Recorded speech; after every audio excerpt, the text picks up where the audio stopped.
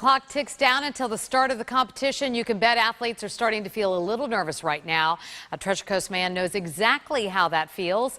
News Channel 5's Elizabeth Harrington, part of the largest news team on the Treasure Coast. She's live with the story of a man and his medal. Elizabeth?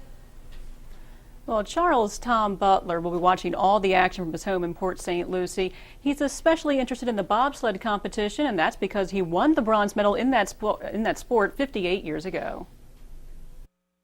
This is the Olympic medal. The bronze medal is showing some age, but the memories feel like yesterday. They were thrilling times.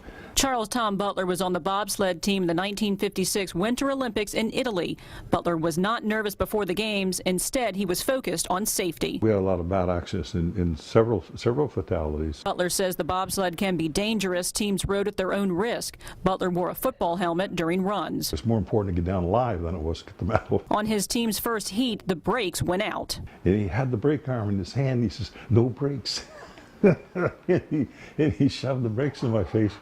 And now you were doing 70 at the finish with no brakes.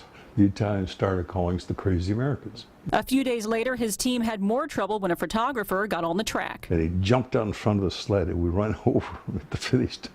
Broke his legs, put him in the hospital. The team took home the bronze medal that year. Despite the risk, Butler says he enjoyed every second. Once you ride, you have the edge because it's a wild ride. He hopes America sees more Olympic glory this year. It's going to be super. I think they're going to win. I'd love to see them win 2 golds. Butler and his team did win the World Championships a few years later in 1959, which meant they qualified for a second Olympics. However, the 1960 Winter Olympics did not have the bobsled. Live from the Treasure Coast newsroom, Elizabeth Harrington, WPTV News Channel 5.